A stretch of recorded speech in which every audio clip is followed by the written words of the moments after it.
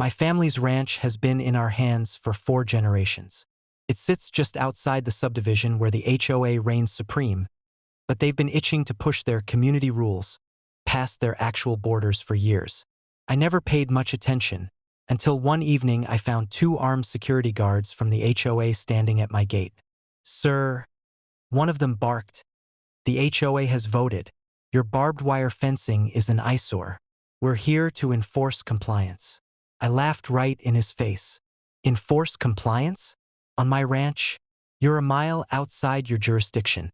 Now get off my land." But they didn't move.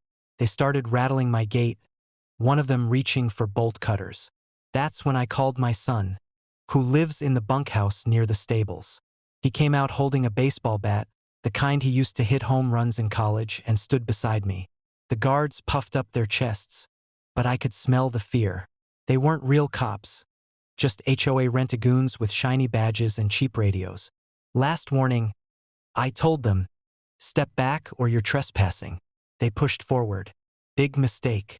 I yanked open the gate faster than they expected, and my son swung the bat at the ground between them so hard that the crack echoed across the fields. They jumped back, stumbling over each other like clowns.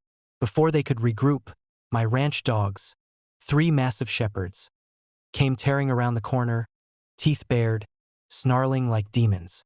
The guards screamed, scrambling to climb back over the gate, but the dogs snapped at their heels the whole way. One tripped and face-planted in the dirt, his radio skidding across the gravel. The other tried to pull him up, but the shepherds lunged so close their pants' legs shredded. By the time they scrambled to their HOA-issued golf cart, both men were crawling, literally crawling, on all 4s to get away. My son leaned on his bat, chuckling. Guess they won't be back for a second inning. The next morning, the HOA president herself, Karen, marched up my driveway, fuming.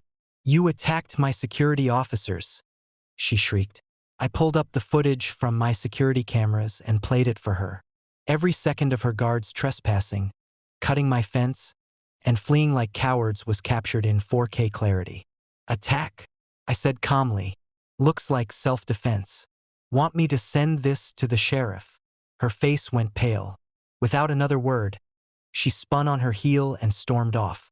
2 weeks later, I got a letter from the county. The HOA had been formally warned to stay within their jurisdiction or face heavy fines.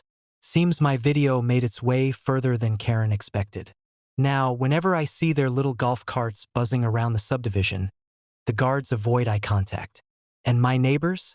They love to remind me of the night the HOA's muscle crawled away from my ranch like whipped dogs. Sometimes standing your ground isn't about fighting. It's about reminding bullies where the line is drawn. On my land, that line is made of steel, barbed wire, and a whole lot of bite.